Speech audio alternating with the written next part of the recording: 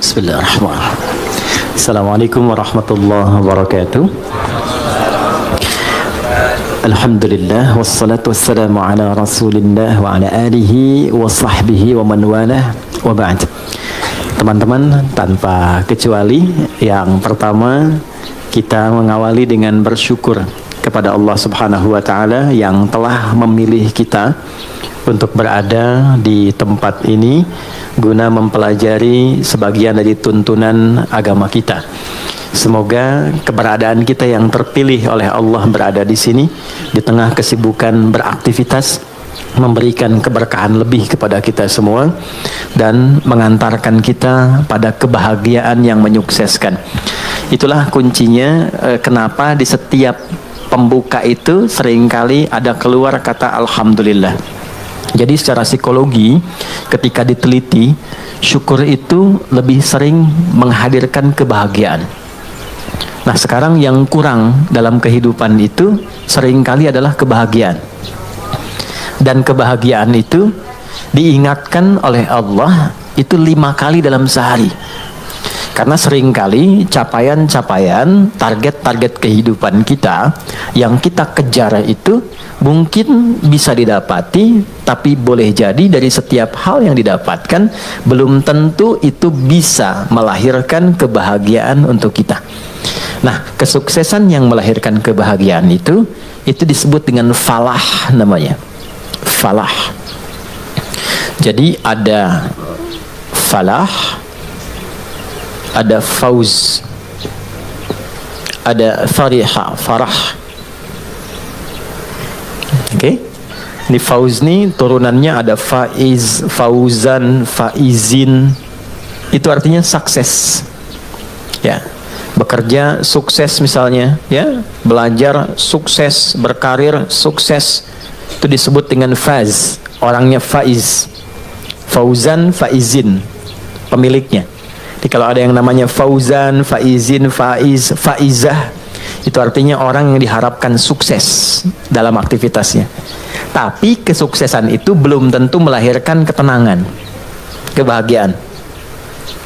Tenang, bahagia. Jika ada orang yang dia merasakan ketenangan, kebahagiaan, walaupun mungkin tidak sukses mencapai apa yang ia tempuh dalam karirnya. Dia punya bisnis, dia nggak sukses, tapi perasaan bahagia aja, tenang aja gitu, ya. Dia belajar, IPK pengen 4, jatuhnya 3,2 misalnya. Nggak nyampe, tapi tenang aja. Ya, sukses yang belum tentu didapatkan dari kebahagiaan. Farah namanya. Sifatnya Farhan. Farah Queen, jangan Muhammad Farhan. Itu ya, orang yang diharapkan bahagia dalam hidupnya walaupun belum tentu sukses. Oke, pilih mana? Kaya tapi gelisah atau miskin tapi tenang? Kaya tapi nah, oke. Oh ya, ya, yang malu-malu jawab pengen sebetulnya kan? Oke, nah Allah tuh maha tahu. Jadi nggak harus ditanya, Allah tuh maha tahu. Sebelum dijawab sudah diharapan. Sebelum mimpi sudah dibangunkan. Makanya Allah bangunkan kita dari mimpi, naikkan harapan jadi kenyataan. Diingatkanlah 5 kali dalam sehari, ya kan? Padahal mandi aja 2 kali kan, makan 3 kali. Tapi untuk sukses dan bahagia 5 kali diingetin. Gabungan 2 ini disebut falah namanya. Dan ini pengingat ini 5 kali ini tidak pernah berhenti dalam 24 jam. Diperdengarkan di telinga kita. Telinga bahasa Arabnya itu udhun.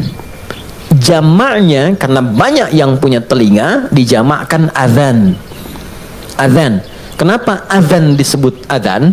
Karena inilah satu-satunya panggilan di muka bumi yang didengar oleh orang yang masih punya telinga dan pendengaran. Itulah rahasianya kenapa waktu adzan itu ada perbedaan di setiap tempat. Coba kita sekarang di Tanah Kusir misalnya kan, geser dikit Tanah Abang. Beda kan waktunya kan? Terus Tanah Abang yang di Jakarta dengan Tanah Abang yang di Palembang beda waktu kan? Palembang ada Tanah Abang juga kan? Ada, beda. Terus kalau kita riset, itu semua tempat di bumi Waktunya memiliki waktu khusus untuk adzan. Setiap tempat berbeda karena Allah mengizinkan lafaz adzan terdengar selama 24 jam di semua tempat. Dan cuma ini, di mana ada agama yang punya panggilan kesuksesan, kebahagiaan, panggilan ritual, intelektual, fisikal sekaligus diingatkan 24 jam dalam sehari. Dan ini pasti bukan buatan manusia, karena nggak ada satupun manusia membuat sebuah panggilan seperti ini. Mustahil. Nah, ini menunjukkan satu-satunya kebenaran risalah Islam. Tapi poinnya adalah substansinya bukan karena azannya. Allahu Akbar, Allahu Akbar. Oh, salat nih. Ya. Poinnya bukan itunya. Salat itu wasilahnya. Dari kata silah, terkoneksi dengan kuat yang tak terpisahkan. Kita kumpul sekarang, sifatnya disebut silah. Substansinya rahmat, kasih sayang, berbagi, ya. Digabungkan silah dengan rahmat jadi silaturahim. Silah itu artinya hubungan pertemuan yang menghubungkan sifat kasih yang dalam sehingga ketika berpisah itu masih ingat, bukan saat kumpul. Ya, Mas Dude ketemu Mas Baim sekarang, nyapa, senyum, wajar, orangnya ada. Itu belum silaturahim. Nanti ketika terpisah masih ingat tuh, masih mengingatkan, masih WA, masih doain. Ya, masih punya harapan yang bagus, gitu kan? Nah, itu namanya silaturahim.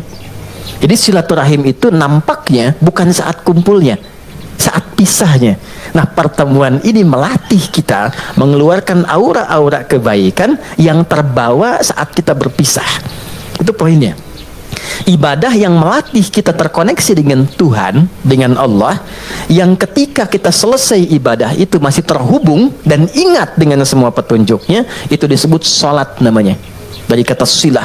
Di sholat itu adalah wasilah untuk mengoneksikan kita dengan Allah yang punya segalanya, yang punya akses Allah, yang punya rezeki Allah, yang punya kelapangan Allah, yang punya solusi Allah. Itulah yang menjadikan fitrah kita menyebut namanya saat punya kesulitan, kan?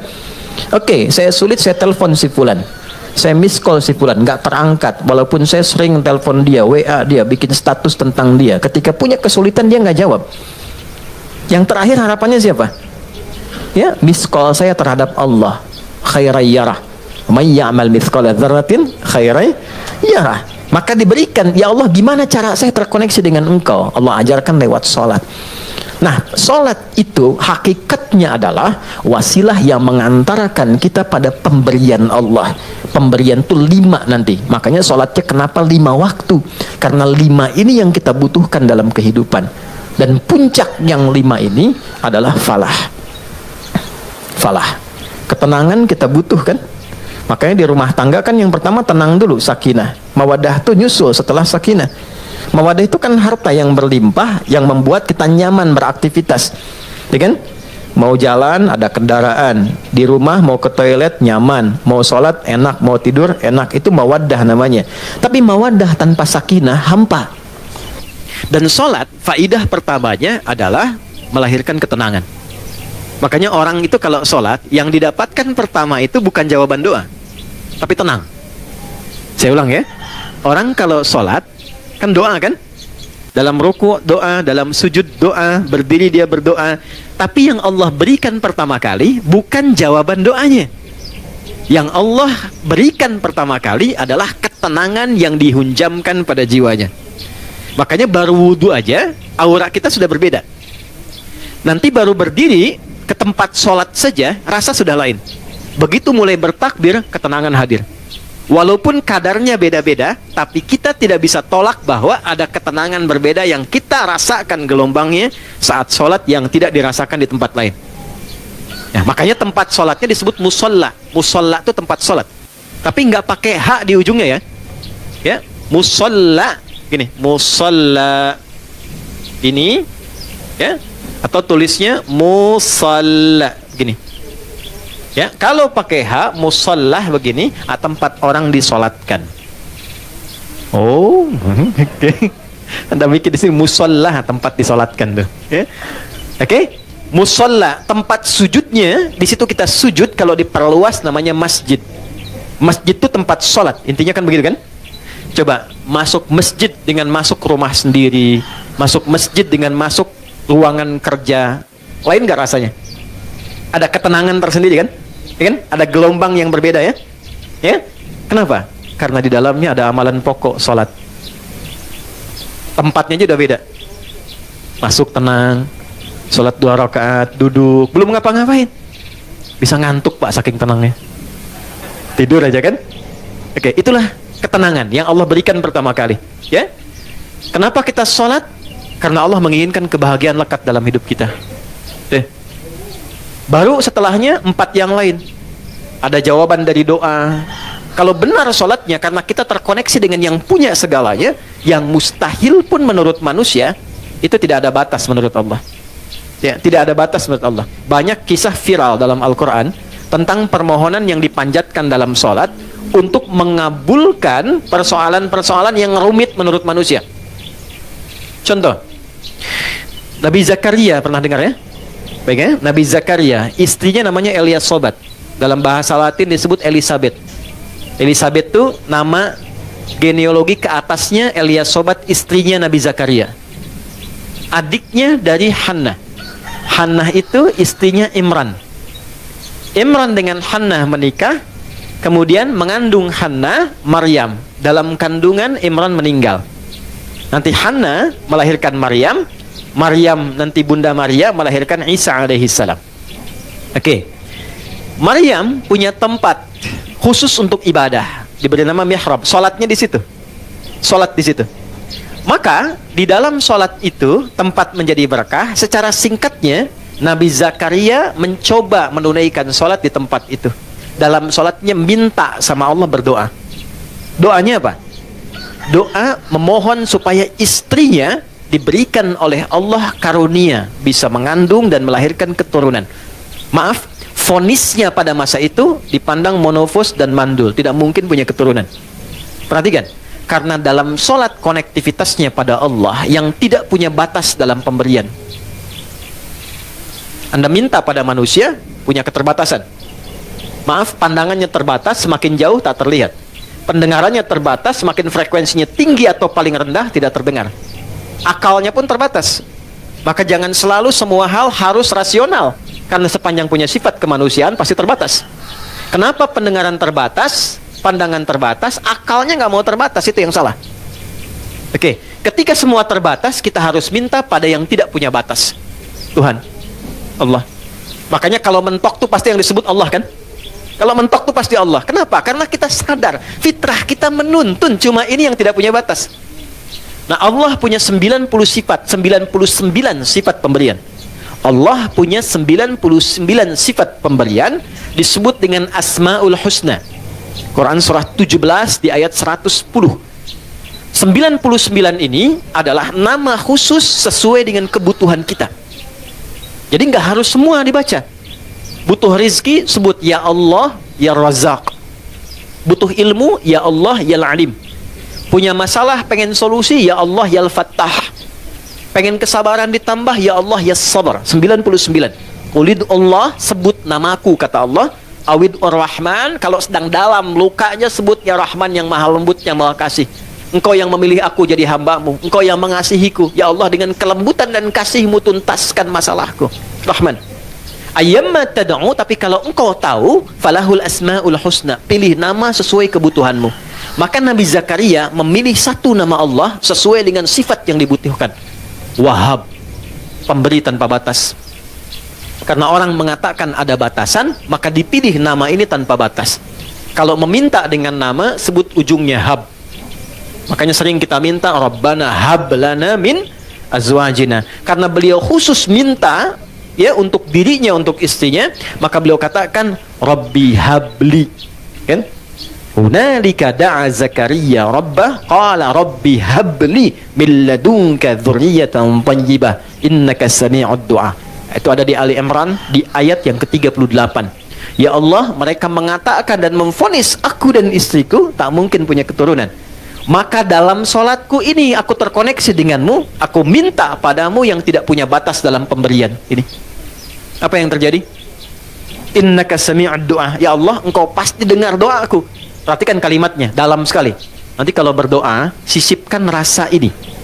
Jadi Allah tuh sangat cepat menjawab pada doa-doa yang disifati dengan rasa yang dalam.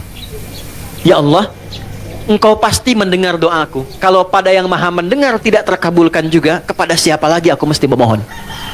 Gitu ya? Oke? Ya Allah, Engkau yang titipkan dia kepadaku. Engkau yang jadikan dia sebagai anakku. Engkau yang jadikan dia sebagai pasanganku. Engkau yang titipkan dia bukan kepada yang lain. Ya Allah, Engkau yang menciptakannya, Engkau yang mengarahkannya. Maka mohon dengan segala keagungan-Mu ya Allah, jadikan kami orang-orang yang Engkau ridhai. Rubah kami menjadi lebih baik, lebih lembut, lebih damai, lebih tenang. Kalau dengan permohonan dan air mata aku tumpahkan belum juga terkabul, maka tunjukkan kepadaku saat ini dengan cara apa lagi bisa aku memohon padamu. Itu. Saya sering mengambil rasa itu dalam diri itu. Dan itu cepat, kadang-kadang belum minta sudah diberikan. Ya, dan di Quran banyak apa yang terjadi. Fanadat sul malaika, kalau doanya benar turun malaikat langsung menyampaikan. Wa huwa qa'imu yusalli fil mihrab, sedangkan beliau masih terkoneksi dalam salatnya. Jadi salat selain memberikan ketenangan, itu juga mempercepat terkabulnya doa. Doa yang bagaimana yang cepat dikabulkan? Yang didahului dengan ketenangan. Tenang dalam salat disebut tumakninah. Makanya salatnya jangan seperti dikejar proyek. Karena proyek sholat itu proyek akhirat, bukan dunia. Ketika teman-teman membawa sifat akhirat ke dunia, maka merendahkan akhirat dengan dunia. Itu poinnya, itu yang menjadikan doa sulit dijawab.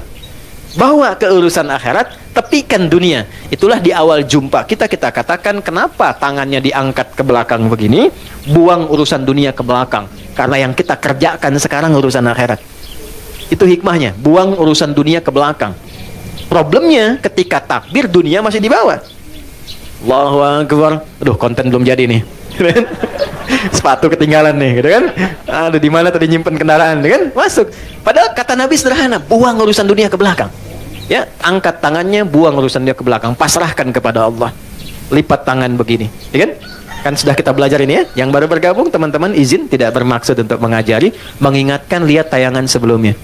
Kenapa kiri didahulukan daripada kanan? Sudah kita bahas. Kiri gambaran hal yang kadang-kadang divisualisasikan atau digambarkan hal yang kurang baik.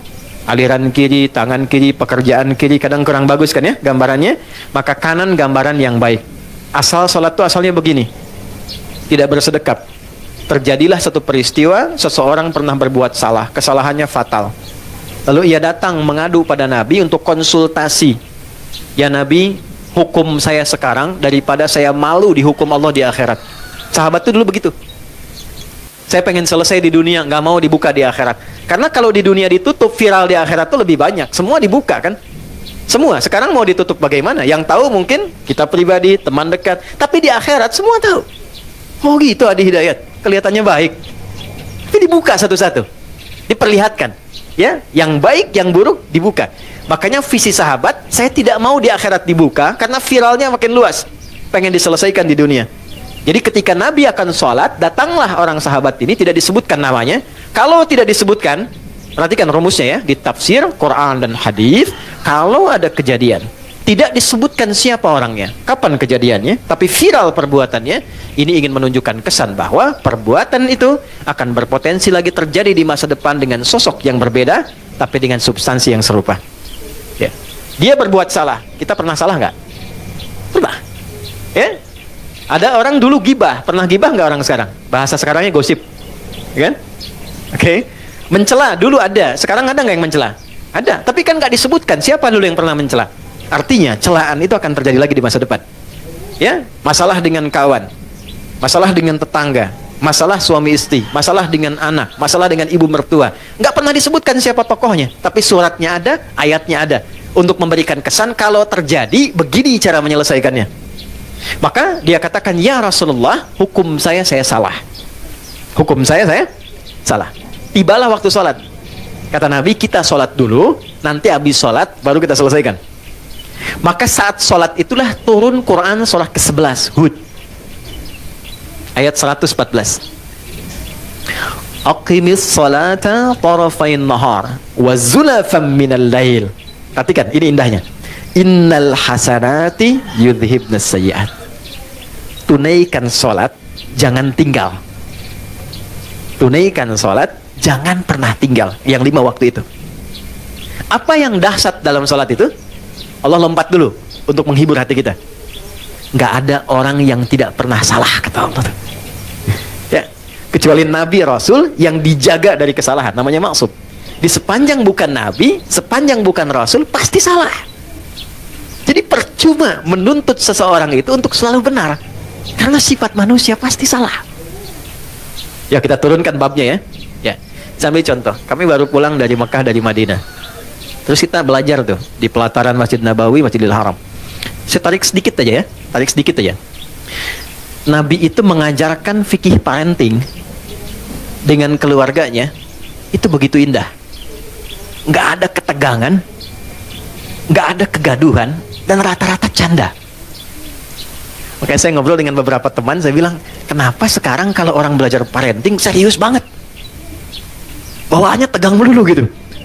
Ini kewajiban suami, ini kewajiban istri, ini neraka, ini surga. Padahal yang ditampilkan oleh Nabi, kebanyakan 85%-nya itu canda semua.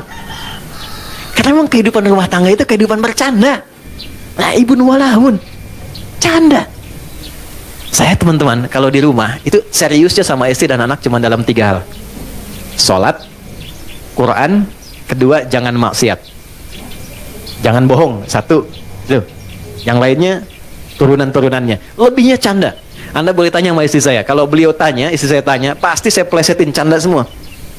Canda semua. Anak-anak canda semua. Itu semua canda. Kenapa? Karena kehidupan rumah tangga itu nggak serius-serius amat. Karena si amat pun tidak serius. Banyaknya canda. Contoh gini, istri Nabi ada berapa? 9. Ada yang lain? Jangan khawatir ya, saya nggak bahas bab poligaminya, tenang aja. Oke ya. Si Nabi 9 yang berkehidupan, 11 dengan beliau, 1 yang milkul yamin ya. Pembahasan detailnya nanti. Singkatnya begini. Dari sekian itu, kenapa Nabi diizinkan menikah lebih daripada 4 istri? Kenapa diizinkan? Saya sering sampaikan. Maaf, ini rahasianya teman-teman. Karena seluruh istri Nabi itu mewakili semua karakter perempuan di muka bumi. Itu rahasianya. Jadi nanti ada yang suka mengajar, suka belajar dan mengajar, ikuti Sayyidah Aisyah. Ada yang suka fashion, ada perempuan suka fashion ada. Nanti modelnya Sayyidah Zainab. Ada yang suka bikin kue, itu Sayyidah Saudah binti Zam'ah. Yang bikin kue ini usianya udah 70 tahun ke atas, sepuh. Tapi nggak pernah Nabi masuk ke rumah beliau, ke kamar Sayyidah Saudah itu di samping Sayyidah Aisyah. Jadi kalau ini yang kubah hijau itu di atas ya, kubah hijau, ke bawah kan ada kamar ya. Di kamar Sayyidah Aisyah, ini kamar Saudah binti Zam'ah, Sayyidah Saudah binti Zam'ah. Ini sudah sepuh. Hobinya bikin makanan. Nabi pulang sedang bikin adonan tepung. Itu tepung adonannya dicolek oleh Nabi, kemudian dicolekkan di kedingnya dan ketawa bersama. Kalau bahasa kita tuh panggil sayang. Sayang apa kabar? Gede, masih ketawa. Ya, kapan kakek nenek kita tuh panggil sayang pada pasangannya tuh? Anda bisa kebayang nggak? Jadi semua masuk ke rumah itu semua hiburan. Ada istri Nabi yang senang curhat, ada. Tapi kalau ke rumah tuh cerita, kan? Ada hadis di Al-Bukhari panjang banget. Panjangnya itu cuma 1 intinya. Suami mendengar curhat istri. Dan nggak pernah dipotong, didengar aja. Karena tahu 8 jam ditinggal, 12 jam ditinggal itu pasti ada sesuatu yang dipendam. Jadi Nabi selesaikan dengan mendengar aja, nggak pernah dipotong, dengerin ya terus. Ya, istri kan prinsipnya cuma 1, ya. Nggak pernah menginginkan suami merasa benar. Nggak pernah berharap begitu. Cuman tolong pahami, merasa bersalahlah sekali gitu ya. Gitu. Nggak apa-apa, dengerin. Itu ada hadis di Al-Bukhari panjang, dengarkan. Jadi ternyata begitu keluar cerita itu, itulah sakinah, tenang gitu. Nah itu fikih sederhana, dan dalam dengar itu canda, kadang dialog, kadang canda. Makanya kehidupannya itu yang harmoni yang kita dapatkan. Nggak terlalu serius. Nah itu yang saya maksudkan, hal-hal yang kita bisa tampilkan dalam Al-Quran, dan kuncinya di mana? Sholat. Makanya semua kisah viral dari istri Nabi itu selalu menyoroti sholatnya Nabi. Itu poinnya. Di sholat tuh bikin tenang, sholat bikin bahagia, sholat bikin terkabulnya doa. Gitu. Bukan cuma es krim. Ustaz punya hadiah nanti. Boleh. Ini Ustaz punya hadiah. Oh, nih. Bulan nanti sama matahari sekalian. Ya. Ganti ya. Iya. Nanti sama Tante Bulan bilang sama Om Matahari sekalian. Gimana? Alhamdulillah. Alhamdulillah. Anak gak jauh dari bapaknya biasanya.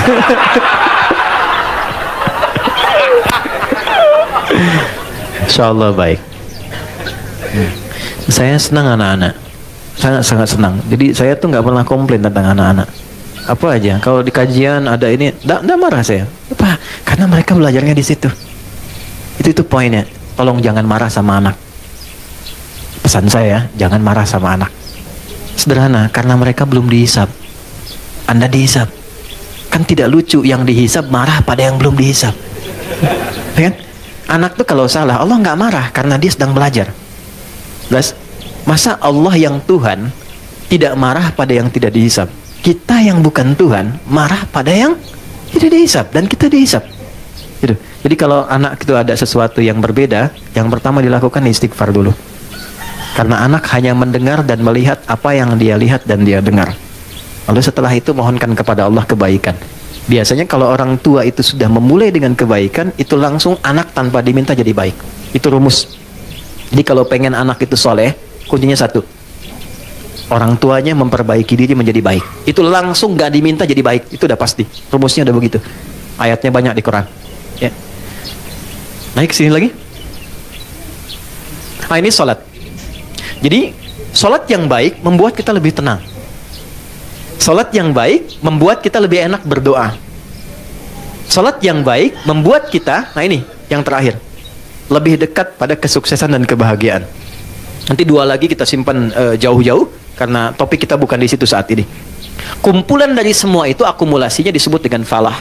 Ini yang diperdengarkan 5 kali dalam sehari.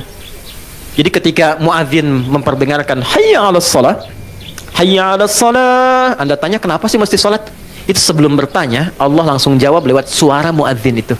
Hayya 'alal falah.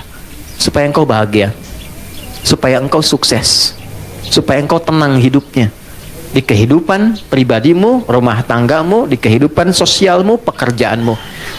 Teman-teman kalau mau cek, keluarkan semua ayat Quran tentang sholat, semua problemnya tuntas di atas hamparan sajadah.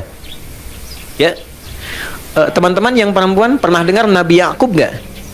Masalahnya dengan anak kan, 12 anak, kasus Yusuf kan, itu ditumpahkannya di mana? Lihat Quran surah 12 ayat 86 itu, di atas sajadah. Innama ashku bathi wa huzni ilallah.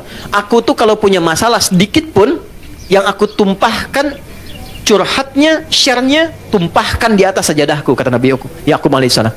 Jadi begitu ditumpahkan, minimal ketenangan ada, walaupun solusi belum datang. Gak percaya silakan ya, punya proyek misalnya kan, belum jadi nih, ada tantangan, ada problem, bawa lewat sholat, tumpahkan di atas sajadah. Begitu keluar air mata, ketenangan tiba. Ya, tenang itu mahal, walaupun proyeknya belum tuntas, tapi ketenangan ada. Nah, dengan tenang itu ada kejernihan berpikir, kadang-kadang muncul ide baru dengan proyek yang baru yang menutup apa yang telah kita resapi sebelumnya. Ya. Di rumah tangga juga begitu. Kalau ada masalah, curhatnya Allah sudah bentangkan di Quran, curhatkan kepadaku. Itu bahasa Quran. Karena yang paling aman itu yang ini, yang menguasai kita. Tumpahkan ke sini. Minimal kalau belum datang solusi, ada ketenangan. Jadi lebih damai. Nanti kalau sudah damai, ditutup masalahnya dengan kita, walaupun belum selesai dengan orang lain. Tapi kita sudah tenang. Jadi kalau muncul masalah baru, sudah ada perisainya, sudah tenang, sudah enak, sudah damai. Nanti solusi pelan-pelan akan dituntun. Jelas? Halo, kenapa sedih begini? Naik ya? Nah, ini poinnya. Nah, pertanyaannya adalah, apakah semua orang yang sholat sudah mendapatkan poin ini? Dulu orang sholat dengan gerakan yang sama, bacaan yang sama, nabi yang sama, bacaan-bacaan ayat dan surat yang sama, mereka meraih apa yang dijanjikan oleh Allah dari semua manfaat sholat. Kita punya gerakan yang serupa, bacaan yang sama, Qurannya sama, nabinya sama, hadisnya sama. Kenapa? Standar yang telah Allah tetapkan dalam Quran belum maksimal kita raih. Cuma dua jawabannya seperti yang pernah kita ulas. Satu, ini bahasa Quran. Kebanyakan orang yang sholat, satu, ini bahasa Quran, boleh jadi belum khusyuk dalam sholatnya. Kedua, boleh jadi sebagian dari orang yang sholat itu, ini poinnya, tidak paham, tidak mengerti apa yang dibaca dan dilakukan dalam sholatnya. Jadi hanya formalitas secara fikih saja. Fikih itu gini, fikih itu menggugurkan kewajiban. Jadi tidak ada tuntutan mesti paham dalam sholat. Kalau kita bacakan benar secara rukun, benar kemudian secara panduan awal sampai akhir, keguguran dari kewajiban selesai. Artinya kewajiban selesai ditunaikan, nggak ada dosa. Tapi kalau kita paham kenapa mesti takbir, kenapa kakinya begini, kenapa tangannya begini, kenapa doanya ini, nanti dapat tambahan keberkahan namanya. Namanya hikmah. Hikmah dari sholat itulah yang menuntun kita mendapatkan poin-poin tadi.